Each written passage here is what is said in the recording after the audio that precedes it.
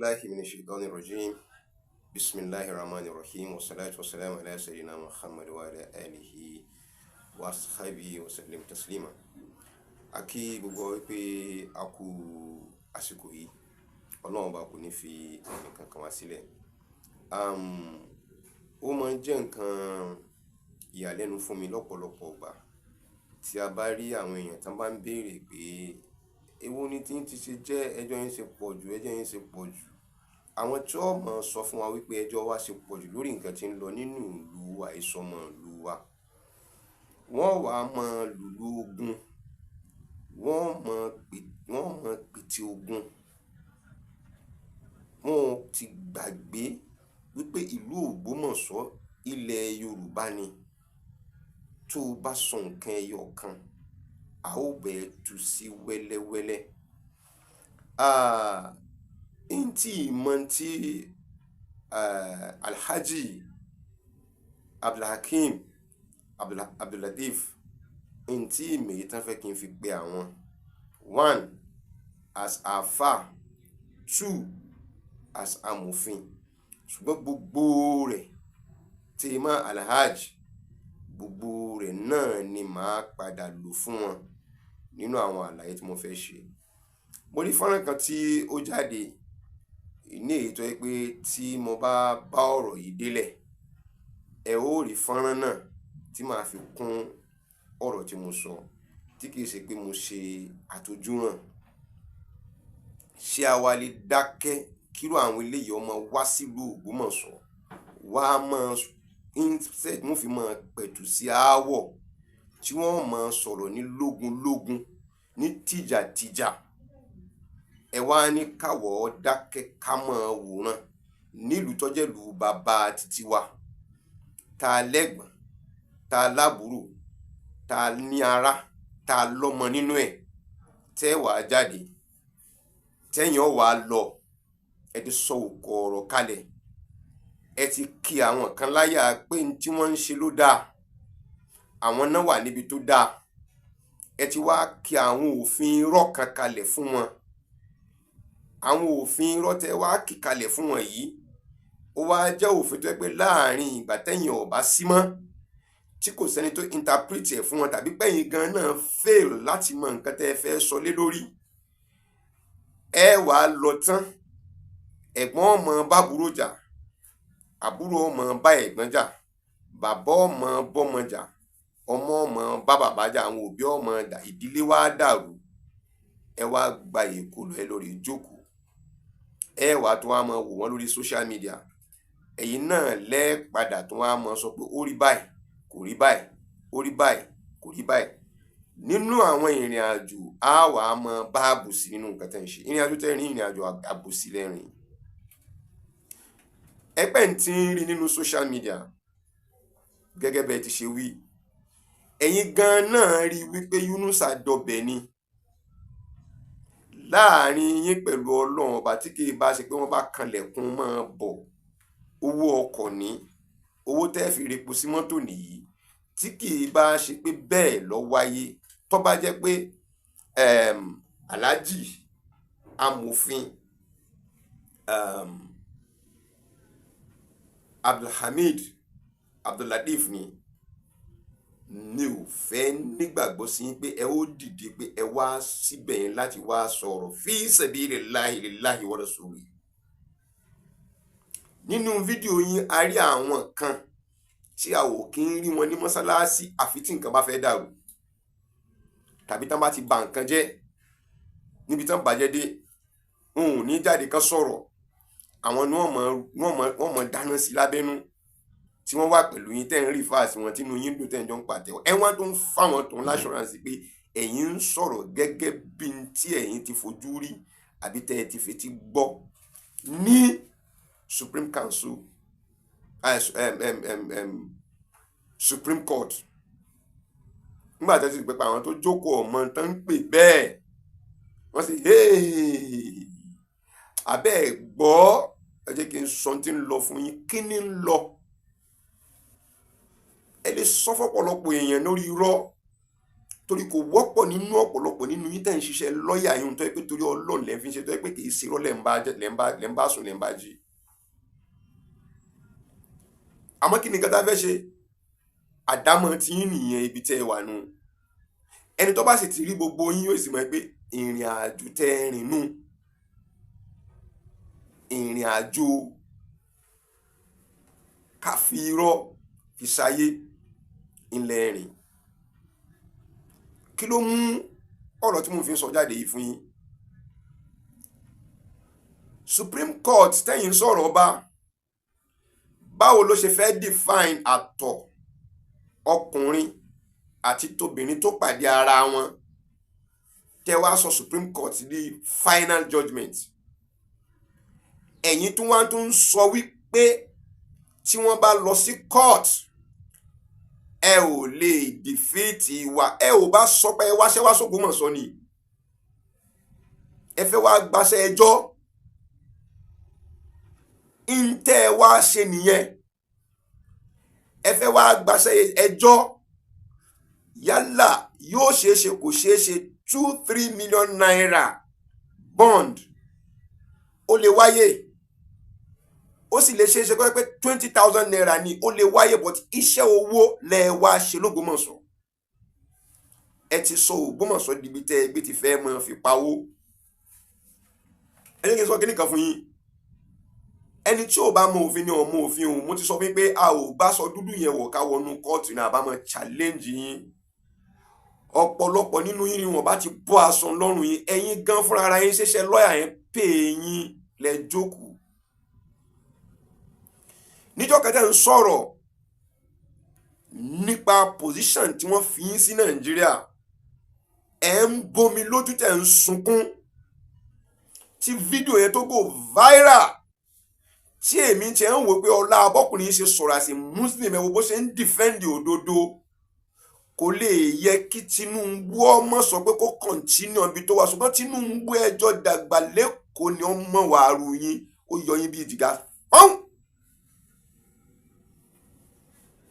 lẹ́sẹ̀kẹsẹ̀ tẹ́ǹtì ń defend ọ́fíìsì yẹn lẹ́nu ìgbà tí wọ́n dé ọ́fíìsì yìí, atrocities tó ń ṣẹlẹ̀ ní kíní kan tó ń ṣẹlẹ̀ ní kíní, láti rí yín gẹ́gẹ́ bí olódodo. àwọn tó tẹ́ ń pariwo wájú yín ò rí yín wò ńgbà náà, wọ́n mọ̀. àwa wà online, àwa mọ̀. mo sì lè gbé fídíò tí mo make àwọn analysis lórí yín lórí ẹ̀ tí mo fi ń praise nǹkan tẹ́ ẹ lẹ́ ṣe, wípé àwọn tó ń defend Nàìjíríà ni, gẹ́gẹ́ bá ń ṣe ń defend àwọn nǹkan ní Supreme Council for Islamic Affairs tó wá padà wá já sí pé a ṣe rọ ni wọ́n. kí lẹ sọ ìsìlámù dà? ẹ ti sọ di pé láàárọ̀ kùtùkùtù kẹ́ ẹ wọnú fóònù yín pé ṣe ti rí àláàtì sọ ti wọlé àbí kò ti wọlé. kí láàjẹ tí è tán nígbà tí iṣẹ́ yẹn tó kúrò lọ́wọ́ yín, tàbí láàrin ìgbà tí iṣẹ́ yẹn wà lọ́wọ́ yín, you are online. ẹ̀ ń kọ́ àwọn èèyàn bọ́n ṣe ń ṣàlùwàlá, ẹ̀ ń pa àwọn ọmọ yẹn. For you to know, I follow you very very well. ìtàlẹ̀ yín lẹ̀ ti ń ṣàlùwàlá, tẹ́ ń kọ́ àwọn èèyàn bọ́n ṣe ń ṣàlùwàlá, tẹ́ ń tún kọ́ wọn bí wọ́n ṣe yan náfìlà, bí wọ́n ṣe gbẹ́rùn dúró, béèyàn ṣe máa dúró níbi ìrun àti téèyàn máa wí níbi ìrun. Fantastic. Ó make sense gidi gan. torí pé kí ni in tí ò yé wa ilẹ̀ fi ń yé wa. fẹ́ni tó bá ní làákàyè yóò farabalẹ̀, yóò gbọ́ yín, yóò sì kẹ́kọ̀ọ́ níbẹ̀.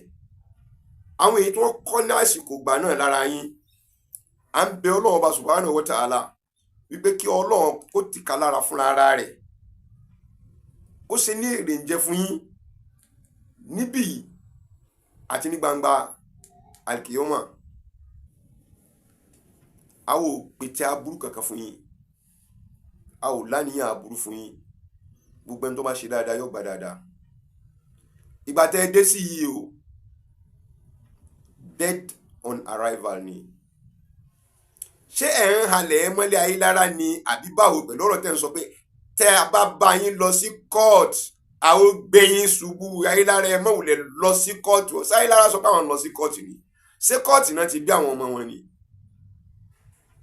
Is that what Islam taught us? You as a scholar, ẹ jẹ́ mọ́ fọ̀rọ̀ PhD ẹ jẹ́ mọ́ fi halẹ̀ mọ́yàn PhD tẹ́ fi rọ́ lọ́lọ́hún. Ó tún jẹ́ kọ́pọ̀lọpọ̀ nínú ẹ̀ tẹ́ ń pèrè ayé ní prof ó tún jẹ́ kéèyàn máa tún yín wò pé so dé stage kan tẹ́ bá ti dé tó sọ fún yín pé kẹ́ gbàgbé Ọlọ́run, irọ́ àtètè lẹ́fì máa ṣayé. Ẹ wá máa rí àwọn tó wà lábẹ́ yín, they are inferiors. Ẹ jẹ́ kí n sọ kíní kan fún yín, ọ̀pọ̀lọpọ̀ nínú yín fáwọn tí kò yé, mo sọ láàrin ọ̀sẹ̀ yìí nínú àwọn interviews tí mo ṣe, ó kàn jẹ́ pé tó lóyìnbó ni. Mo ní ọ̀pọ̀lọpọ̀ nínú yín olójú kan ni yín, tẹ́ ń kó àwọn afọ́jú, ìran afọ́jú, tẹ́ ń kó wọn jẹ, tẹ́ ń kó wọn lọ sí orí ìrìn. Àìsàn ti mú ojú kan tó tún kù nínú ìwòkuwò, nínú ìsọkúsọ, nínú àìní àmánà. Ojú yẹn sì ti yún yín, ó ti di cataract, béèrè bí àwàdà, ó ti di glaucoma. Ojú yìí wá ń fọ́ lọ. Sáwọn tẹ́ ń kúkú ń kó lọ afọ́jú ni wọ́n mọ̀. Odò sì ń bẹ tẹ́ ó gbà kọjá, àwọn ọ̀ọ̀ni lọ́wọ́ àánú rẹ̀. Kí sì ló ń jẹ ọ̀ọ̀ni? Èèyàn àti ẹranko ló bá bọ́ sí wọn lọ́wọ́. Nígbà tẹ́ ẹ ti wà lójú kan lẹ ti mọ̀ ọ̀nà. Àwọn Yorùbá mọ̀ pé kíní kan ní ojú inú. Tìta yín ti wá fọ́ báyìí. Tinú ló wá kù tẹ́ wá fẹ́ mọ́ fi lead àwọn èèyàn tí wọ́n ń lọ. Ṣùgbọ́n nígbà tójú yìí ti kọ́kọ́ bẹ̀rẹ̀ sí máa yún yín, ẹ kọ̀ láti béèrè lọ́wọ́ àwọn èèyàn, kódà lọ́wọ́ àwọn afọ́jú yìí bí àwàdà ibi tójú bá tẹ yún yàn báyìí kí ni mo ṣe á ò rí kan nínú ọbẹ̀ tó bá jẹ́ pé lẹ́gbẹ̀ẹ́ kan ló ti bẹ̀rẹ̀ báyìí bí ṣe ṣe nu o. Nígbà tí èmi gan ọmọ mo fọwọ́ yún ọ bọ́ síbí, nígbà tí a fi rí ká tó wé mo rí pin, nígbà tí a fi ṣe kíní kan ó ń hún mi, ká tó wé ká tó fọ̀ ó dégbò. Yóò ti rí ẹ̀kọ́ kọ́ lára àwọn afọ́jú. Ẹ̀yin ń wò pé àwọn tẹ́yìn ń kó lọ tẹ́yìn kígbe PhD, ẹ̀yin ti gbàgbé pé àwọn kan ni wọ́n kọ́ yín ní ẹ̀kọ́ tí wọn ò ní PhD. Ẹ̀kọ́ àwọn tó kọ́ yín lẹ́kọ̀ọ́ tí wọn ò ní PhD sì tún wúlò ju ti yín lọ. Wọ́n lọ́dún mélòó ni bọ̀dá rẹ fi jù ẹ́ lọ? Lọ́dún 10. Ṣé làákàyè rẹ̀ òkun tó ní láti sọ fún yín pé ọdún 17 ló fi jù ẹ́ lọ òun? Torí kó tó bẹ̀rẹ̀ wípé ọmọ sọ pé mọ̀mọ́ ẹ fún mi, mo ti jẹ mo ti yó. Wàá wọdún 7. Láàrin ọdún 7 yẹn tó ń pè ń bọ̀ ọ̀dá rẹ ti dẹni tó lè máa ṣe jùmọ́ ìtòun náà lè máa bóbìnrin sùn mistakenly, ó lè doyún. Tó epo bí bàbá ni ló jẹ́ sí ẹ. That regard should be given. Iye ọdún tán fi ń kọ́ yín ní ẹ̀kọ́ yìí, ẹ ò wòye ọdún tán ti fi kọ́ ẹ̀kọ́ kẹ́yìn ó tó dé. Nígbà tẹ́ ẹ dé tán wọ́n tún wá kọ́ yín lẹ́kọ̀ọ́, ẹ wá tún wá lọ bẹ́yìn ṣe ń lọ lórí ẹ̀kọ́, bẹ́ẹ̀ làwọn tún lékún sí nínú ẹ̀kọ́. Torí wọ́n sì tún kọ́ àwọn èèyàn bí yín. Kí ló wá fẹ́ tẹ̀yìn rẹ̀ bọ́? Ẹ wá dé, ẹ̀yin wá ń sọ fáwọn tọ̀hún wípé ohun tí wọ́n ń ṣe ò ní ò dáa. Báwo lẹ ṣe lè máa sọ pé nǹkan tí wọ́n ń ṣe ò dáa? Ẹ ti gbàgbé pé ọ̀nà ibi tẹ́yìn náà gbà kọjá ni. Èyí tó dáa bẹ̀ ń kọ́. Bọ̀dá mi, ọ̀gá mi, àfáà mi, olóyè, amòfin Abdulhakeem, Abdullateef, kí ló tẹ́ẹ̀kì yín láti yọ sẹ́ǹsì kúrò nínú nọ́nsẹ́ǹsì? Ṣebí nọ́nsẹ́ǹsì, báskẹ́ẹ̀tì nọ́nsẹ́ǹsì lélẹ́yìí. Kí ló tẹ́ẹ̀kì yín, kí ló fẹ́ tẹ́ẹ̀kì yín láti pé kẹ́ ẹ yọ náà nìyẹn kúrò, kẹ́ ẹ wá di sẹ́ǹsì mú? Àti gbogbo ẹni tẹ́ ń pariwo káàkiri rọ́bìtà òṣèdá yẹn wọ́n rígun kan wọn ò rígun kan ni, despite the fact pé wọ́n rí Yunusa. Ẹni wọ́n rígun kan wọn ò rígun kan. Ẹ jẹ́ kí n parí illustration mi tí mò ń ṣe nípa olójú kan tójú rẹ̀ ti fọ́. Ó kó wọn dé tí odò tán. Nígbà tó kó wọn dé tí odò tán, kò tún wá lè lè sọ fún wọn pójú yọ ọmọ sí ń bẹ mọ́ ṣé ká padà sẹ́yìn ni àbí ká lọ jókòó sẹ́gbẹ̀ẹ́ kan dìgbà tọ́lọ́run tó fi mú lójú kan bíi tòun wá tí ó má wọn kọjá. Agídí inú àti ọkàn, ìmọ̀ àmọ̀ tó pé mo mọ̀ kọ̀sẹ́ tó tún mọ̀ jù mí lọ, bí irú èyí tẹ́yìn yìí náà ń ṣe. Ó ní kẹ́ni ìṣẹ́sà mọ̀ tẹ̀lé mi, ẹ mọ̀ wọ ẹ̀yìn kan ẹ̀kún kí ni wọ́n rí lẹ́yìn tẹ́lẹ̀tẹ́lẹ̀, ẹ mọ̀ jura yín lẹ̀ mo ṣe ní kẹ́ dira yín mú. Wọ́n wá dira wọn mú wúwú, wọ́n á kẹsẹ̀ bọnú odò. Àwọn Ọọ̀ni yìí sì ti ń wá oúnjẹ lọ́jọ́ tó ti pẹ́, lọ́sẹ̀ tó ti pẹ́, wọ́n á kó wọn sínú odò. Ṣé ẹ mọ̀ pé àwọn afọ́jú wọn sì tún máa fi ọwọ́ ara wọn máa fi para wọn, torí wọn ò kúkú ríran, wọn ò ríran o. Ìdí èyí gbogbo ẹni táwọn náà bá mú wọn rò pọ̀ ni làwọn mú wípé kọ́ mọ́ pa àwọn tó bá ẹ̀ lẹ́yìn ibi ara rẹ̀ tó bá ń ha wọ́n lára, wọn ó ti súnmọ́ Ọọ̀ni dáadáa tán tí wọ́n wàá padà wá rí i pé orí àwọn ti wà nínú ẹnu Ọọ̀ni. Yóò kọ́kọ́ lérò pé òun ń fẹsẹ̀ ha ẹsẹ̀ afọ́jú ara ẹgbẹ́ òun ni tí ò ní mọ̀ pé òun ti fi ẹsẹ̀ kọ́ òun ní lẹ́nu. Àtẹni tó ní kọ́ máa líìdì wọn gẹ́gẹ́ bẹ́ẹ̀ lọ́rọ̀ yín ti ṣe rí. Olójú kan tí ń fa àwọn afọ́jú rìn ni, tójú kan yẹn dẹ̀ ti ní problem tí kò wá bí ó ṣe solve ẹ̀ kan tó máa lọ rìn pẹ̀lú fífọ́ lójú náà ló tún continue pẹ̀lú wọn. Ẹ wá mọ̀ tó lórí gbẹ̀yìn rẹ̀, gbogbo wọn padà lórí parẹ́.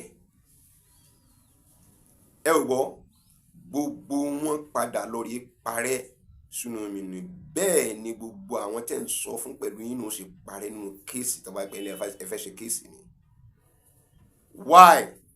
Ẹ mọ̀ nǹkan máa gba fíṣẹ̀ bí ilà, tá bá gba fíṣẹ̀ bí ilà ẹ̀ mọ́sálásí sọ wọn kó lọ fún kábíyèsí, ṣé kábíyèsí nìkan lórí mọ́ gba ẹni tó kọ́ mọ́sálásí kalẹ̀. Ẹ̀yin ẹ lọ́ọ́ sọ fún wọn lẹ́kọ̀ọ́ mẹ́ẹ̀, ẹ sọ fún wọn Ògbómọ̀ṣọ́ lẹ ti lè sọ̀rọ̀ eléyìí.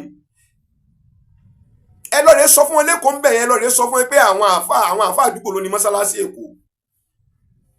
Tẹ́ bá délé láyọ̀, ẹ lọ sọ fún wọn wípé torí pé wọ́n gba fíṣẹ̀ bí ilà inú mọ́sálásí, ọba Èkó kò ní control lórí mọ́sálásí Èkó. Kí lè máa fi nǹkan kí nǹkan tẹ́ máa fi lọ wá l'Ógbómọ̀ṣọ́ báyìí náà. Àwọn tó náà sì débẹ̀ wọ́n sì pariwo wọ́n sọ pé àwọn òbí yóò mọ̀ ọ́n ṣe, wọ́n sọ pé ìlú yóò dá, wọ́n sọ pé ẹ̀ nímọ̀, gbogbo yín náà wọ́n tún wọ́n ṣe lè rẹ̀ fún wọn hólé lórí wọn pé ṣéwù wọ́n sì mọ̀ pé tí ń kó bọ́ ọmọkùnrin yìí ni. Ṣé kábíyèsí dàpọ̀ ti fíṣẹ̀ bí ilá ìkàlẹ̀ tó ní ká máa pa owó fóun, ká máa kó lọ fóun? No. Special Committee on Islamic Affairs ti wà tó ń kọ́ mọ́sálásí yẹn tán ìṣiṣẹ́ tán sì ń tọ́ ẹgbẹ́ ni wọ́n ṣe wàhálà lórí mọ́sálásí tán sì tuntun kọ́ tán tún ṣe lọ.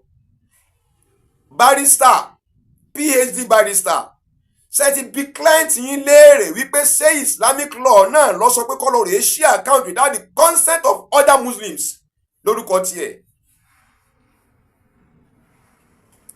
Barrister, ṣe ti bí client yín léèrè wípé òun nìkan ló ní access sí account yẹn tẹ́ pé mọ́sálásí gan fúnra rẹ̀ ò ní account tara rẹ̀ mọ́ tiẹ̀ ni wọ́n ń lò.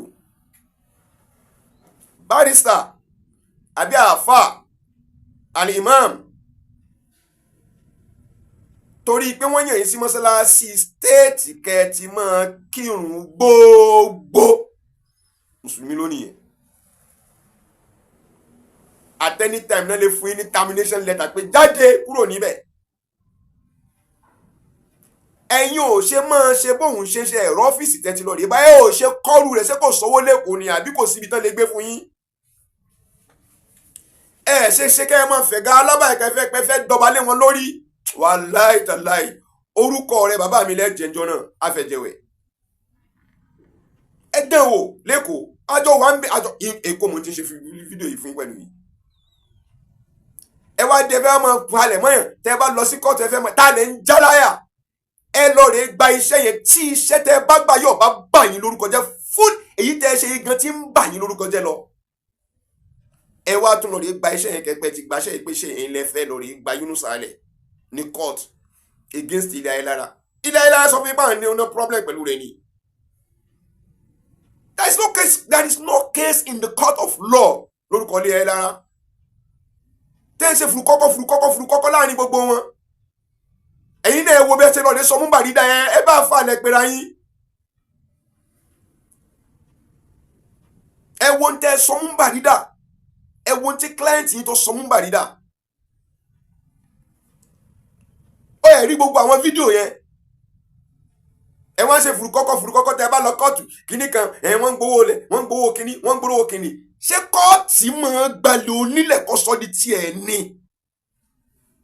No matter how blind the law is, kóòtù wa gba fóònù lọ́wọ́ mi, my own legitimate property tí mi ò acquire illegally, kóòtù wa gba fún yín yóò wá fi lé lọ pé ẹ máa lo fóònù Zubairu Muhammad Taofeek kò lè máa lò ẹ̀yin lẹ́ẹ̀ máa lò my own property.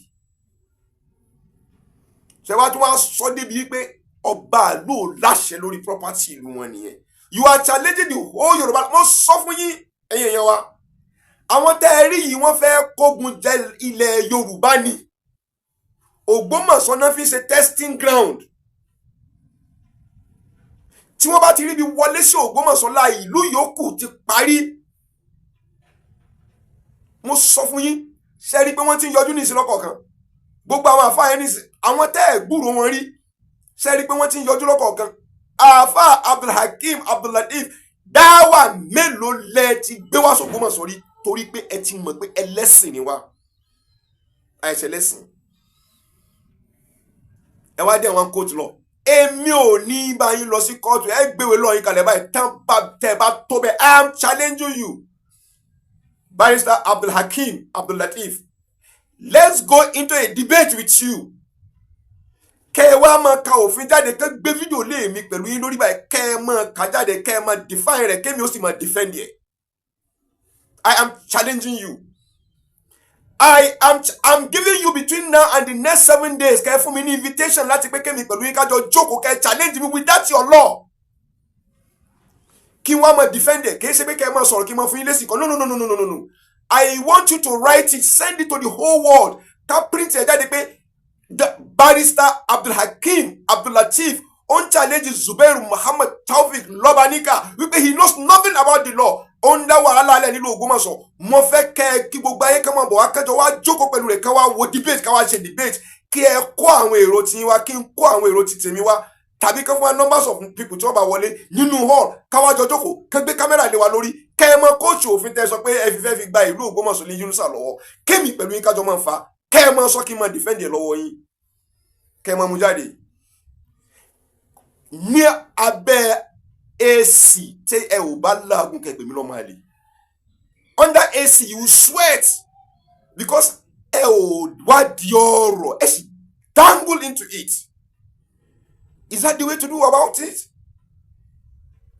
Ṣé ẹ ti gbọ́ ti ilé ayé lára èèyàn láwọn pẹ̀lẹ́ bí òun jọ ń jà ẹ ò tún àárín ẹbí ṣe kẹ́tẹ̀ kọ́kọ́ sokun ẹbí ẹ wá ti lọ rè mú tẹ́ǹtì yẹn wá ti wá lọ síbi kẹ́ wá tún wá ń sọ fún àwọn tẹ́lẹ̀ fẹ́ bẹ ẹ wá wo dìwé táyìn fi ń bẹ ọba tiwa tẹ́bá yá wàá dìde ẹgbẹ́ ẹ má bínú.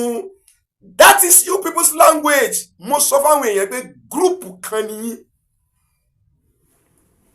a set up of a group nìyí èmi ò ní dákẹ́ because I know you people. Ẹ̀gbọ́n náà sọ fún yín I read mafia books seriously. Mo sì ka ìwé nípa criminality mi ò lè kà tán but ìwọ̀nba tí mo kà mo ní ẹ̀kọ́ lórí nǹkan tí mo sọ fún yín. I do it myself. You know what it takes láti pé kéèyàn volunteer kó fẹ́ mọ nǹkan. That is what it takes. So ni mo fi ń dìfẹ́ ọ̀rọ̀ kan ni mo ń sọ orí òdodo náà ni mo wà why tí gbogbo ẹ̀yin lọ́ọ̀yà tẹ́ fi ń fall mọ́ mi lọ́wọ́ why tí gbogbo àwọn olóyè fi ń fall mọ́ mi lọ́wọ́ àwọn ex-senators why tán fi ń fall mọ́ mi lọ́wọ́ àwọn alágbára why tán fi ń fall mọ́ mi lọ́wọ́ àwọn oníṣègùn why tán fi ń fall mọ́ mi lọ́wọ́ gbogbo ẹ̀yin tẹ́ ń pera yín láàfà why tẹ́ fi ń fall. Torí pé irọ́ lẹ gbé dání owó lẹ lé kiri kálukú sáré bọ̀ wá s'Ògbómọ̀ṣọ́ ni. I'm still looking for that book. A son a sound son, PhD in law, a sound son ló advice mi pé kí n lọ rèé wá ìwé kan tán pé The Fool and His Money. I'm just a little bit busy. In bá ti lọ rèé wò lórí ebook. In bá ti wò lórí ebook, màá máa kà lórí laptop mi. Màá subscribe ni. Màá dẹ̀ ti kà. Láti gbé glasses mi ojú ní ìsìn, màá jókòó. What does it take me? A cup of Nescafe. Just a coffee. I take it. I spend the whole night sitting down and I will read it. That is when he is describing what is happening in Ogbomoso land. A son that wants peace for the land. A ní owó wa àmọ́ bí tá fẹ́ ná sí. Àfi ká lọ rí mọ́ ná sí bí ẹjọ́. Barrister, ọ̀rọ̀ tẹ́ sọ ní mọ́sálásí tán ó lé lórí yẹn o. Tó bá gbé Zubairu Muhammed Taofeek lọ sọ̀rọ̀ torí àwọn aládàáda kan lọ rí make a comment nígbà tí mo kọrin, tí mo gbé síkìrì sí, tí mo jó, tí mo dúpẹ́ lọ́wọ́ Ọlọ́run, ó láwọn tọ́ọ̀gì ní sẹ́yìn kí ni wọ́n fẹ́ perú ìrìn àjò báyìí. What does it take? I must appeal to you. I am not going to call anybody by names. And when I call your name, I'm referring to you. You, and you. If there is anything, all I need is explanation to the whole world. Not a way of telling me, shut up. Lórí gbogbo tí gbogbo ẹ máa ṣe ní injunction lẹ́lọ́ rí gbà wá. Ẹ sọ pé lágbájá tó bá fẹ́ sọ̀rọ̀ kọ́mọ̀ dárúkọ mi mọ́. Ẹ ò fẹ́ kórúkọ tí yán tàn ni. You are a reputable lawyer. And you are a reputable politician. You are a reputable elderly statesman. Ẹ ò fẹ́ kórúkọ yín kó tàn ni. Ẹ ò fẹ́ kó tàn ni. Zubairu Muhammed Taofeek ti bẹ̀rẹ̀ sí tàn láti ìgbà tí mo ti wà ní kékeré. Díẹ̀ nínú àwọn ọmọ Ògbómọ̀ṣọ́ tó wá káàkiri àgbáyé ti mọ Zubairu Muhammed Taofeek.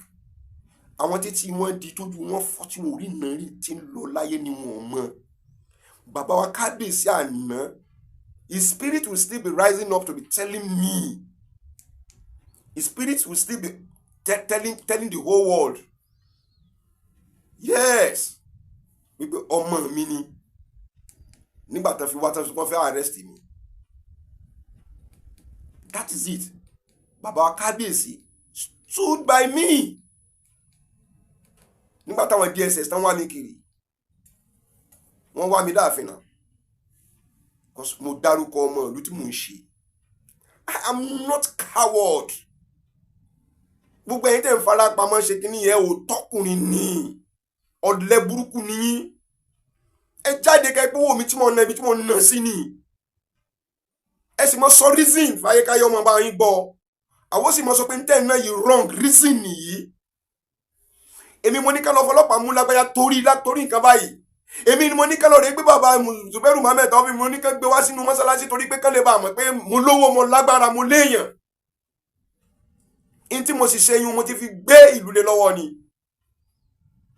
All these things. Why? Is that the next thing? Who are you? It's not the question. That is the question. It's a very simple question. You as a lawyer did not tell him, my brother, tell them who you are. Barrister, why don't you tell your clients? Tell them who you are. In sincerity, a very reasonable lawyer, with sincerity, ni yóò ti béèrè lọ́wọ́ wá mọ́jà kúrò tara jẹ. So tọrọ fún mi, èmi ni màá máa ṣe defender. Then wá ways, means, ẹ fi máa bẹ àwọn èèyàn. Lórí nǹkan tó wà lẹ̀. No, not you. Ẹ wá jáde ẹ fẹ́ máa halẹ̀ mọ́lú Ògbómọ̀ṣọ́. Lè jẹ lọ. Who says that? Please, I give you 7 days láti wí pé kí ẹ lọ rèé kọ ìwé invitation pé kájọ tẹ́bá ẹ coach àwọn òyìnbó ràgàdì báyìí kí gbogbo ayé kọ́ máa wò ká máa wò kémi náà kí máa mọ̀ kankan kí wọ́n ká ó gbéra. Bẹ́ẹ̀ máa ti ń coach èdè òyìnbó tó bá fẹ́ ju agbára ọpọlọ mi lọ. Ní tí màá ṣe ni pé pẹ̀lú fóònù mi lọ́wọ́ ni òyìnbó tẹ wí máa tẹ̀ jáde báyìí máa dẹ̀ wò nínú Google mo ti mọ mínì rẹ̀ máa fi mọ èsì kan fẹ́ fún yín. What is so special about it? We are living the life of AI now. tá bá gbẹ́jọ́ wá fún yín wọ́n gbẹ́jọ́ fún yín ẹni tó lẹ́jọ́ ti mọ nǹkan rẹ̀ kó tó kúrò nínú ilé unless he did not google it. Tí yóò bá lose yóò ti mọ̀, yóò mọ̀ sáré settlement. Tí yóò bá ti ní lose yóò ti mọ̀ pé jẹ́ ká pursue it. That is it. This is the life of AI we are living now. I will live with this. I will live in analog mọ́ ẹ mọ́ wulẹ̀ halẹ̀ anybody mọ́. A lot of us are PhD without going to that class. Láti gbáyé Odòláyà rẹ̀ mú ni mo ti sẹ́ǹsì ọ̀rọ̀ yún ni mo ka ọgbọ́n orí mi démi náà kàwé. Ìwé yàtọ̀, ọgbọ́n orí yìí ni ló jẹ́ bàbá. Ébọ̀ ọmọ Yorùbá ni ṣé bó ṣe ń tún àárín ibi méjì tó bá ti bàjẹ́ sẹ́yìn. Tíyàwó yín bá pín mẹ́rin ṣé bẹ́ẹ̀ ṣe láàrin wọn nù. Tíyàwó yín bá pín mẹ́rin ṣé bẹ́ẹ̀ ti ṣe láàrin wọn nù tí wọ́n bá ń jà láàrin ara wọn. Ẹ lọ ẹ dé ẹ kàn dé so èyí tó pọ́n jù dáadáa nínú wọn tó ẹ pé ilẹ̀ fẹ́ràn jù tó mi lè ṣe fún yín náà sọ pé wọ́n mọ̀ bínú oje bí ó ṣe máa ń ṣe nù ebi tó rẹ̀ ló jẹ́ kí n fẹ́ ọ. Gbogbo tó bá fẹ́ ṣe ní oṣù tí ọba jáde náà ní ọ̀padà jáde sẹ́rù pé ẹlẹ́gbàdùn nù léyìn ni. The way you are talking náà káwá pé ẹ wá fi òfin náà ẹ fi halẹ̀ mọ́ lù tí kò ṣiṣẹ́ ẹ wá fi òfin náà ẹ fi halẹ̀ mọ́ lù ṣé client yín yóò rí imamship yẹn ṣe sáriwo náà wọ́n mọ̀ pa continuously. Ṣé ti wo fíìmù tán ń pè ní The Kidnap of the Black President rí? Ẹ tí wo Mr. ẹ tí wo The Kidnap of the Black President ẹ ò tí wò rí ẹ lọ rí wò. Ẹ mọ̀ gbogbo nǹkan tẹ́ lẹ́ ń sọ yìí ẹ kàn sọ ni torí wípé kí iṣẹ́ tẹ́ fẹ́ gbà kó lè bá jiná by now tí fídíò yìí fẹ́ jáde mo ti mọ̀ pé iṣẹ́ yẹn ti jiná. So ẹ̀yin èèyàn mi mo fẹ́ kẹ́ wo nǹkan tí Barrister sọ. Ẹ má jẹ́ kí ọ̀rọ̀ rẹ̀ ẹ má jẹ́ kó tà létí yín. Òótọ́ ọ̀lẹ́ gbọ́dọ̀ mo sọ fún yín yẹn wọ́n wá ṣiṣẹ́ owó ni wọ́n dẹ̀ ti gba contract tó gbà. It is a dead on arrival. Báyìí là ń ṣe ń lé wa èèwọ̀ ní níbòmíì náà. Even Islamically ìyàwó yín lè bo gbogbo ojú báyìí kó jẹ́ pé yín jiná ọmọ gbé ká ó wù yín lẹ gbégún sára. Kò jẹ́ dandan fẹni tó ní kíyàwó wọn máa lo jẹ́rìí kọ́ máa lọ. That is it. Ẹ má misquote mi ò sí lẹ́sọ̀ pé mo sọ fún ká máa lo hijabu mọ́ o. But everybody got it so torí pọ́pọ́lọ́ yín máa ń sùn ní ọpọlọ ọkọ̀ ọgbọ́n tá má ti sọ ó ti rí nǹkan mú ó tún ti bú mùsùlùmí o ó tún ti ní hijabu ọ̀dá o. Because you are always looking for mistakes rather than putting things right within ourselves. Mélòó nínú wa ní ìsìn inú mùsùlùmí ló lè gbà kí ọmọ òun kó dé kó pé bàbá mi ẹ káalẹ́ ìyá mi ẹ kú àtàárọ̀ ìyàwó tí mo fẹ́ òun ni mo mú wálé yìí ìyàwó tó sì fẹ́ yìí ìrọ̀lẹ́ pẹ̀lú ìyá rẹ̀. Mélòó nínú wa ni tẹ́ ẹ bá fẹ́ sọ pé mùsùlùmí gidi ni mélòó nínú wa ló lè gbà Ànábì fẹ́ ẹgbẹ́ ìyá rẹ̀ ní yàrá. A role model. Mo ní ọ̀rẹ́ kan ìyàwó tó fẹ́ ó ti lọ́kọ rí tó ti bímọ bí méjì sí mẹ́ta. I want to remember very well gbígbọ́ ọmọ mẹ́ta síbi tó wà tẹ́lẹ̀tẹ́lẹ̀. Ó ń wá ọmọge tó fẹ́ agbìyànjú ọmọge fún gbìyànjú ọmọge fún Ọlọ́run ò ṣe ìgbà tọ́lọ́run ò pé lọ́nà rẹ̀. Ó padà fẹ́ obìnrin as a divorcee not a widow. Ó kọ́kọ́ rẹ̀ àkọ́kọ́ ó kọ́lẹ̀. Ọ̀rẹ́ mi tí mò ń wí yìí tún ti fẹ́ àwọn obìnrin míì lẹ́yìn obìnrin tọ́lọ́run pé kí wọ́n dúró tì. Ṣùgbọ́n ìyàwó kan yẹn ti bí ọmọ 10. Tí a bá fi 10 kún 3 nǹkan obìnrin kan ṣoṣo ló kúnlẹ̀ tó bí gbogbo wọn. Ọlọ́run ni kò sí bí ó ti ṣe ṣe. Tó bá jẹ́ pé nígbà náà wọ́n sọ pé kọ́lọ̀ rẹ̀ ọmọge lọ́fù tí gbogbo wa náà sọ pé ọmọge ní kọ́fẹ́ ọmọge ní torí tó bá bẹ̀rẹ̀ sí máa bímọ yóò kíní kan ẹni tó ti bímọ rí lọ́fẹ́fẹ́ ilé ọmọ rẹ̀ ó sì ṣe kíní ó ṣe kíní. You can just wàláhì ilé ìkí sàrùsọ. Tí ẹ bá dàbí irọ́ kò ní dá kí wọ́n gbẹ́ni ẹlẹ́ni sórí social media ni. Àkàwé rẹ̀ lè wà round. Bó ti tẹ́ bá gbọ́ èdè rẹ̀ màá pè é màá fa Hausa kì í láàrin mi pẹ̀lú Ọlọ́run. Màá pè máa fa Hausa kàkà ìyàwó rẹ̀ báyìí ọmọ rẹ̀ tiẹ̀ tó mélòó tẹ̀ bí fúnra yín. Màá wá play voice note yẹn fún yín kẹ́ ẹ gbọ́. Kí làwọn bá kà ẹ gbọ́ kò sí nǹkan tọ́lọ́wọ́ bó lè ṣe. I must be sincere and honest to you. mo bẹ̀ yín lórúkọ Ọlọ́run ọba ni ẹ mọ̀ bá ìlú Ògbómọ̀ṣọ́ fún wa ẹ tanná sáwọn èèyàn pé kọ́mọ́ gbà ìjọba ṣẹlẹ̀ ní ọ̀sẹ̀ gbogbo akandìdí ní àṣọ pé ẹ má bínú ẹ lè ṣerú eléyìí lẹ́kọ̀ọ́ ẹ lọ rí kọjá yìí lẹ́kọ̀ọ́ kẹ wá sọ pé ẹ wà kúra yín jọ ẹ pé mùsùlùmí kan lọ́fẹ́ tẹ̀lé pé ẹ má bínú ẹ sì lẹ́ kàwé wa PhD ṣé gbogbo ẹni tẹ́ ní PhD lẹ́ni ká ẹ mọ̀ kẹwàá arrogance ni náà ṣé tẹ́yìn bá ti wà lórí PhD ó ti parí nìyẹn ó ti kà tán nù torí náà kọ́kàn mọ́ ṣe tó wù nìyẹn kò sí ó ti di gbákejì Elédùmarè PhD my food PhD tí ò lè tún nǹkan ṣe ó wá láti odidi Èkó wá sí Ògbómọ̀ṣọ́ the only thing he can only say lÓgbómọ̀ṣọ́ ni pé ẹ lọ rí fọkàn yín balẹ̀ kó wọn lè gbé yín ṣubú I will celebrate it nígbà tí wọ́n bá lọ I'm telling you this I will celebrate the going of Yunusa and you will be the topic of discussion to the whole world. Kẹ́lẹ́ bá rí disgrace kẹ́lẹ́ bá rí bẹ́ẹ̀ ṣe bá profession yẹn jẹ́ though ẹ ò practice ẹ̀ èèyàn mélòó lẹ́ gbà á lẹ̀ Islamic cases mélòó ló wà lọ́wọ́ yín ọmọ mùsùlùmí mélòó ló wà lórí prison yàtọ̀ kí wọ́n kàn wá lò níbẹ̀ yẹn tí wọ́n ìyẹ̀ ẹ̀ṣẹ̀ tí wọ́n kàn jìyà rẹ̀ mélòó lẹ́ ti gbà sílẹ̀ àwọn mùsùlùmí ń jà níbí láàrin ara wọn ẹ jókòó kẹkẹ fẹsẹ ẹ wá bọ́ sínú ọ̀rọ̀ ìdílé tó ń bọ́ sínú ọ̀rọ̀ ìlú gbogbo tí ń sìn dùn yìí tí ń bí nínú tí ń dà yín láàmú ni pé torí nǹkan tẹ́ fẹ́ gbà kí ẹ ṣe torí Gandhi kọ́ táwa fẹ́ purọ́ tọ́ra jẹ ní pé nítorí pé Gandhi jẹ́ Christian náà mi no you people have your own agenda kódà kó pé mùsùlùmí lọ́wọ́ àbẹ̀ ń tẹ̀sí lẹ́ ń ṣe yẹn so I must be honest to each and every one of us ẹ jẹ́ ká lọ rí mọ̀ wípé gbogbo nǹkan tí Barrister Alhaji Chief Imam Abdulhakeem Abdulateef tó sọ àpò ara rẹ̀ ló sọ sí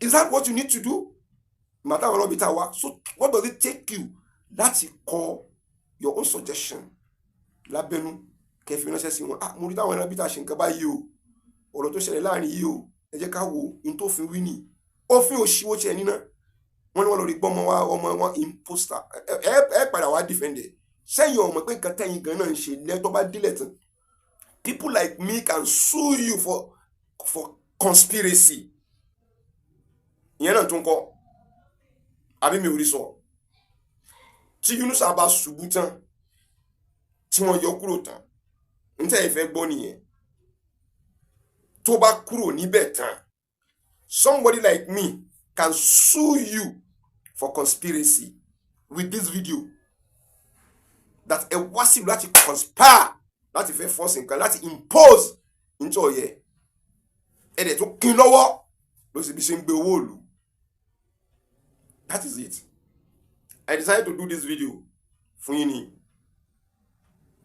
Sheikh Abdulhakeem Abdulateef èmi pé kẹ́ mọ́ pè mí o 08037606064 ẹ má fi WhatsApp pè mí ẹ fi ordinary call kẹ́ fi pè mí kẹ́ ẹ máa record mi torí tẹ́ ẹ bá ti ń bá mi sọ̀rọ̀ máa record yín tẹ́ bá dẹ̀ fẹ́ play smart lé mi lórí pé ẹ fẹ́ fi WhatsApp pè mí bẹ́ẹ̀ bá ti ń sí WhatsApp pè mí báyẹn máa ti ṣí recording kalẹ̀ máa record yín mo fẹ́ kẹ́ lọ rí mọ̀ yẹn ayé ti kó láyé pàmò parọ́ fúnra wọn nísìn ẹ pè mí ẹ threaten mi bó bá ṣe wù yín ẹ sọ́ńtẹ́rì tẹ́fí sọ́ńtẹ́fẹ́ sọ èmi náà wá sọ tí mo rí màá wá júwe sí yín ẹ wàá ka ìwé yẹn ẹ wàá rí pé níbo ló gbé ti bẹ̀rẹ̀ ẹ ò béèrè pé bo ló gbé ti bẹ̀rẹ̀ ẹ kàn déédéé ẹ wá já sínú ọ̀rẹ́ afẹ́ tá lẹ fẹ́ máa lẹ̀ mọ́ 08037606064 is my number hotline ẹ pè mí ni tó bá sì wù yín tó bá gbà àwọn ọmọ tó bá fi tẹ́ threaten mi náà nìkan threaten me anybody that call me that threaten me mò ń kọ sílẹ̀ mò ń kọ nọ́mbà wọn mò ń dẹ́ record ẹ̀ kalẹ̀ I have it in stock mi ò ṣetán láti ṣe anything lórí ìyẹn ni pé I don't want to hit the polity you Barrister Abdulhakeem kírù nǹkan tá lọ ṣe nínú ilé bàbá títí mi sọ wọ́n lè lọ rí ṣe nínú ilé bàbá títí yín lórí ọ̀rọ̀ ìlú sí wọ́n lè lọ rí ṣe because I'm proud of what really happened torí pé wọ́n tún fi jẹ́ ká yọ ọmọ ọmọ Ògbómọ̀ṣọ́ ni mi wọ́n sì rí bàbá mi sì fi ẹ̀nà bá wọn sọ̀rọ̀ bàbá mi tó wájọ́ wá lọ rí gbé mi kọ́ wọn lọ́rùn wọ́n lọ rí kírun pẹ̀lú wọn wọ́n á celebrate nonsense ṣé ẹ dá nǹkan tó fẹ́ dá dúró everyday lóríṣiríṣi ọ̀rọ̀ everyday lóríṣiríṣi àwọn àfa everyday lóríṣiríṣi àwọn àfa tá bá torí bọba àwọn jáde tá bá torí bọba àwọn jáde. pàtó pé ìmáàmù àwọn olóṣèlú lẹ́yìn nǹkan ẹ̀kú ní sòótọ́ ọ̀rọ̀ fún wọn ṣẹ́gẹ́sẹ̀ ìmáàmù olóṣèlú nìyí politician lẹ́yìn náà now are you not a politician ebe APC ní abẹ́ contest tẹ jábọ́ ẹ ṣáṣe lọ sí house tẹ gbowó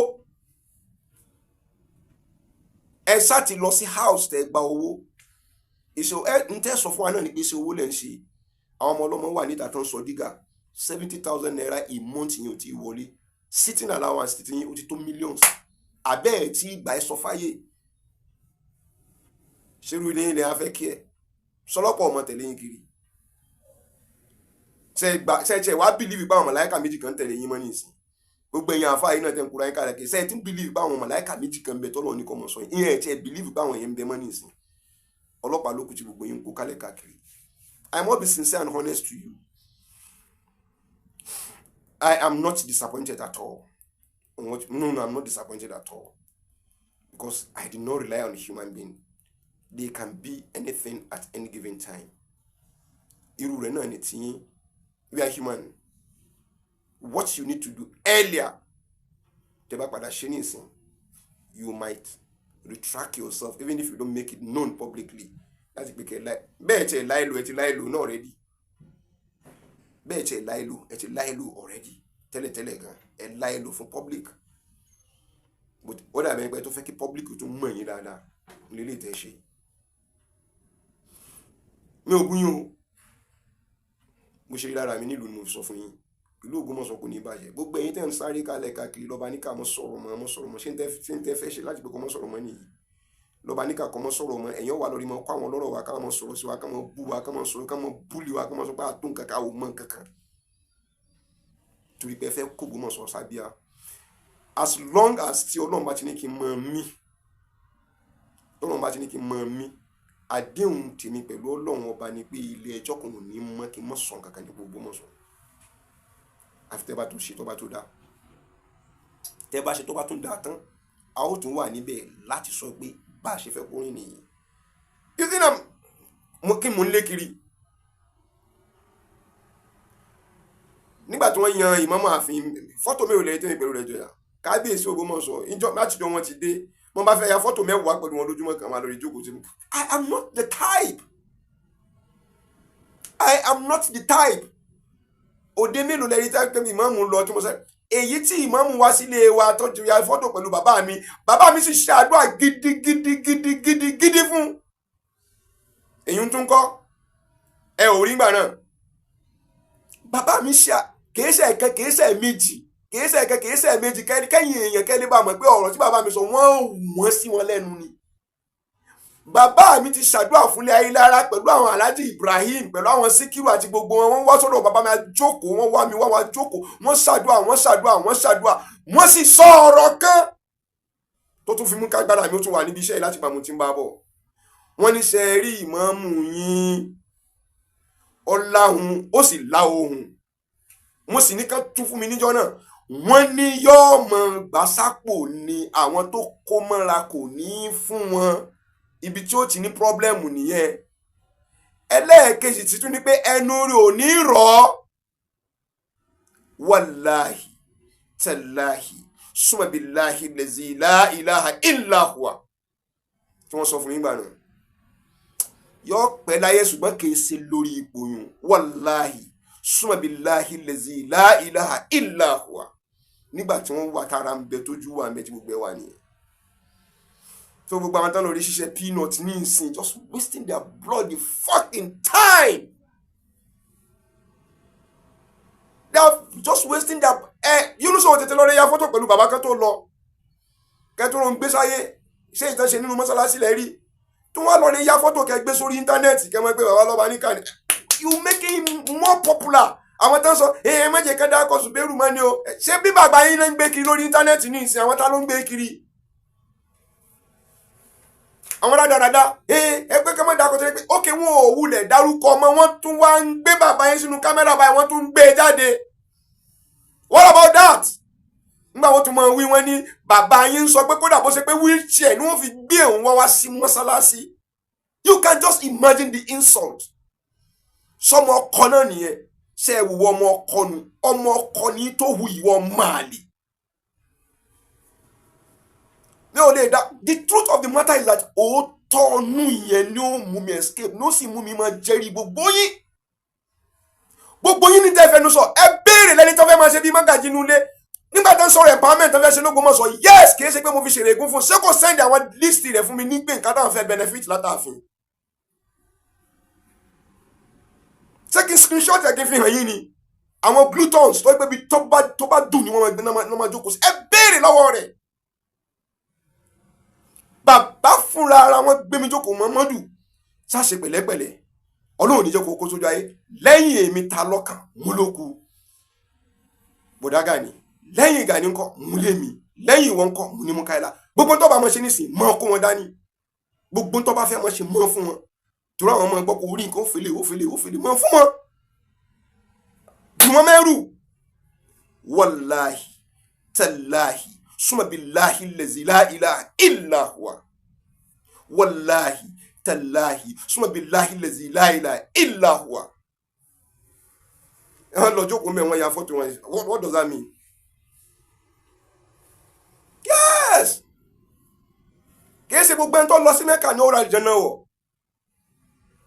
Kìí ṣe gbogbo ẹni tí ò lọ sí Mẹ́kà ní ò ní ra àlùjánnà wọ̀. Usman ibn Fodio kò ṣiṣẹ́ hajj. Abíọ́lá bó ṣe rán èèyàn Mẹ́kà tó kò lọ rèé dìde kó lọ ṣiṣẹ́. Mo fẹ́rẹ̀ tí ó jáde sọ pé òun pẹ̀lú Abíọ́lá àwọn jọ lọ rí ṣiṣẹ́ hajj. Pé àwọn jọ tawaf. Irọ́ ló kù.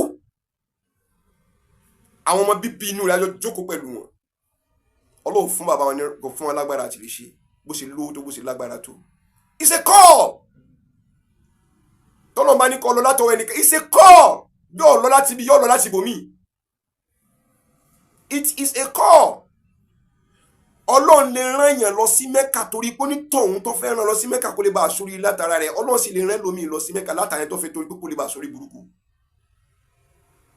Nígbà tó bá ti débi ìrègùn orí lọ́wọ́ àmì àwọn tán rán lọ Mẹ́kà àwọn tán lọ tán dé mélòó nu wọn ló ń gun mọ́tò àbí mélòó nu wọn nínú wọn ni wọ́n dé tí wọ́n ń gun mọ́tò. Even nínú ilé wa nínú ilé lọ́ba níkà wọ́n ní àwọn tán rán lọ sí Mẹ́kà tó ẹ pé dọ́gbọ́n ṣe ń bá ẹ sọ̀rọ̀ ẹ̀ tẹ́ bá lọ mọ́sálásí wọ́n mọ̀ tọrọ owó lọ́wọ́ yìí ni. Gbogbo ẹnu ni mo fi sọ. Tí wọ́n lọ Mẹ́kà tẹ̀ tó gbé iṣẹ́ tó padà wá iṣẹ́ ṣẹ̀ṣẹ̀ wá kanlẹ̀kùn sí wọn ni. Ọlá pé adótọ́lọ́ ni bàbá náà ò sì dákẹ́ náà àdó àṣìṣe ni. Ẹ tò wọ́n tó lọ rẹ̀ ṣe bẹ́ẹ̀ ṣe ń kó àwọn èèyàn wá láti ìlú Ògbó nǹkan ẹbí ẹgbẹ́ àṣà ọ̀yá kẹsẹ̀ tí mi ò kúkú mọ́ ni wọ́n ti ń kó wọn wá bọ̀ ajẹ́mí tì mọ̀ pé rọ́ ni gbogbo rẹ̀. Ẹ tó lọ rẹ̀ tó àwọn èèyàn pé lágbájá lọ Mẹ́kà tàmọ̀dó lọ Mẹ́kà kìíní kan sọ Mẹ́kà ẹ jẹ́ ká lọ rẹ̀ ṣírò rẹ̀ pé àwọn èèyàn 150 200 ni wọ́n lọ Mẹ́kà nínú 200 yìí àwọn 50 tó sórí rẹ̀ nínú wọn ni àbáwọn 10 àbáwọn 20 tó fún àbí àwọn táwọn ẹ̀ ń bá wà tá ni wọ́n yá lówó rí tó wó yẹn wúlò fún. Ká mọ́ sọ̀rọ̀ èèyàn ẹ mọ̀ ṣe nǹkan tẹ́ fi mọ̀ sọ kẹ́ ká mọ́ fi gbàgbésí ayé àwọn ẹnìkan jẹ́ ẹ kó Ògbómọ̀ṣọ́ ẹ kó sápò. We will not stop saying. Nígbà tí mo fi kọ́kọ́ ń bẹ̀rẹ̀ tẹ́ fi gbé mi bẹ́ẹ̀ ṣe gbé mi èmi nìkan ni nígbà náà mi ò tí ì ní followership. Bẹ́ẹ̀ bá dígé léra ní mínísì gbogbo ìlú ló wà lẹ́yìn mi gbogbo àwọn alágbára ló wà lẹ́yìn mi. Àbí ọ̀wá tẹ́ bí ẹ jẹ́ kémi pẹ̀lú yín kájọ tó láì ní ìsìn ká sọ pé àwọn alágbára mélòó ló wà lẹ́yìn yín mélòó ló wà lẹ́yìn mi ẹ jẹ́ kájọ sọ bẹ́ẹ̀ fúnra wa. Ẹ jẹ́ kájọ tó láì fúnra wa both Muslims and Christians àti oníṣẹ̀ṣe ẹ jẹ́ kájọ tó láì nílùú pẹ̀lú ara wa kẹ́ dúbà kí n dúbà kẹ́ tó sẹ́yìn wa kẹ́ ríran wò kódà tó lọ́ọ́ mọ́ fún gbogbo wọn ní 10,000 naira pé ọ̀la ní ká wá pàdé pẹ̀lú lọ́ba níka tó máa ti dé wọ́n ti gba 10,000 naira wá dúró lẹ́yìn mi. Ìgbà náà lẹ́tọ́ mẹ́sìn yín ẹ fi nǹkan sáyé ibi tó wà ẹ má dààmú ayé mọ́ but your cup of tea kò tí ì kún ni. If the cup is filled, you'll say that there. Do you know one funny thing? I'm not giving up. And I will never give up. No matter the propaganda. No matter what you do. Tí ẹ bá lọ tì ní mọ́lẹ̀ wrongly. Ẹyọ kẹtẹ ṣe ló dá wà lẹ́lẹ̀ yìí o. tí ẹ bá ṣèèsì pé ẹ lọ rèé gbé torí pé mo ní mi ìfẹ́ kó sọ̀rọ̀ mọ́ ni wrongly, wàláhì láàrin ọ̀sẹ̀ kan àwọn tí wọ́n jáde sí kì í ṣe díẹ̀, kò dàbí ti tẹ́lẹ̀. ẹ ti rọ everybody, àwọn tí ò ti ráyà ti sọ̀rọ̀, àwọn tí ò ti sọ̀rọ̀ láti lóyìnbó wọ́n wálẹ̀ tá à ń communicate pẹ̀lú ara wa, kì í ṣe pé tíjà. wọ́n ń pè mí, bàbá a ní tẹ́ lọ ṣe fún bàbá yín, kí ló ṣẹlẹ̀, why táwọn kí ni ìfìwà desperate by, why are they like this, why are they like that, we don't know. That's what they are, so desperate tó wá déhùn tó wá rí mi sọ tó wá lọ pé lọ́ba níkà ń bọ́ àwọn wa, lọ́ba níkà ń bọ́ àwọn ìmáàmù, lọ́ba níkà ń bọ́ àwọn àfà. ọ̀rọ̀ yín bíi lẹ́tà jọ̀hún tá a máa kọ ni, ọ̀rọ̀ mi ò lópin sí yín. mo dó báyìí náà, èmi ni Zubairu Muhammed Taofik, ìjayà fáwọn alábòsí, ìjayà fáwọn olórí burúkú ẹ̀dá, ìjayà fáwọn tó ń fẹ́ dáadáa fún ìlú Ògbómọ̀ṣọ́. pẹ̀lú ògo Ọlọ́run tí ẹ bá ti ń ro dáadáa fún Ògbómọ̀ṣọ́ dáadáa ọmọ jẹ́ ti bẹ́ẹ̀ ṣe ń ro aburú báyìí tọmọ ọ̀rọ̀ yín ni ó tún máa kó bá àrọ́mọdọ́mọ tẹ́ bá bí tó tán bá ń pìtàn kàn wọ́n mọ̀ sunkún àfihàn bá sí nílùú Ògbómọ̀ṣọ́ lókun mọ́. Assalamu alaikum warahmatullahi wabarakatuh. ẹ má jẹ́ kí àwọn kan kó yà yín lẹ́nu tán bá dé pé abẹ́bá yín parí ẹ̀ tí wọ́n tún bu pẹtrol sí, ẹ má jẹ́ ó yà yín lẹ́nu. wọ́n ní ẹṣin ọba tó sọnù, oríṣiríṣi èèyàn ní bọ́ bá wa, ká wá ká mọ̀ rí láéláé ó ń bọ́ bá wa, ká wá ká rí kó di tiwa, òun náà ṣe kí ni.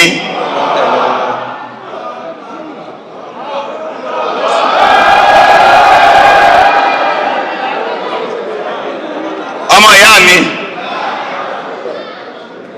ìdílé Ayélára ò ní dàrú láéláé, ìdílé tó dáa ni, gbogbo ọmọ ọbẹ̀ wọn ní mọ̀yà. àwọn tó recognize ìmáàmù àtàwọn tí ò recognize ìmáàmù, Ọlọ́run bá wa dá gbogbo wọn lọ́lá, torí Ayélára ṣoore fún wa. gbórúkọ Ọlọ́run tóbi. ọ̀dọ̀ tiwa gbogbo tí Ànábì Muhammad tó kọ pé wọ́n fi ń yan ìmáàmù kò sí orúkọ ìdílé nú ẹ̀ o. Ayélára ẹ dákẹ́ o, ẹ má pariwo ọ̀rọ̀ yín sókè o. bá a bá dé kóòtù á nà yín pa.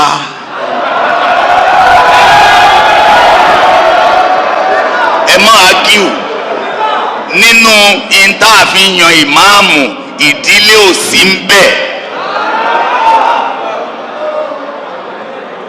lọ́yà ló ń bẹ́ẹ̀ sọ̀rọ̀ yìí. ẹ jọ PhD nínú law ni mo ní. nínú ìntàfihàn ìmáàmù, ìdílé ò sí ń bẹ̀. a kọ́ béèrè pé ṣé ìdílé yín ló kọ́ mọ́ṣáláṣí?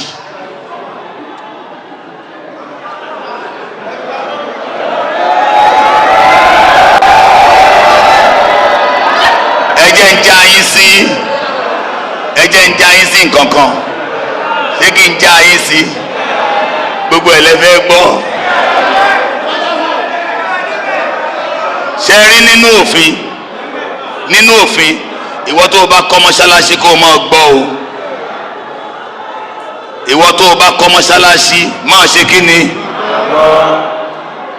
tó o bá ti kọ́ mọ́ṣáláṣí tó o sì ní kán wá máa kírun níbẹ̀, má gbà fi sabilillahi o, èèwọ̀ ni o. ìjọ tó o bá ti tẹ́wọ́ gbà fi sabilillahi, mọ́ṣáláṣí náà kì í ṣe tiẹ̀ mọ́. ó ti di the Muslim community. Supreme Court judgment ni mo ń fún yín.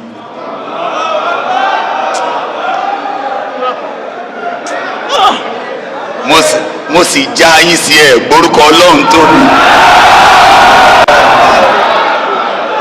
wo òfin ò tí ì ráyè gbogbo ndé ń bá yìí. ẹjọ́ tá a ṣe ti Supreme Court ni mo já yín sí yẹn. alọ abọ̀ kóòtù ní ìjọ ẹ bá ti tẹ́wọ́ gba owó lọ́wọ́ ẹni ẹlẹ́ni ní mọ́ṣáláṣí yín kódà kó jẹ́ 1 naira kì í ṣe tẹnìkan mọ́. Ó ti di ti Muslim community.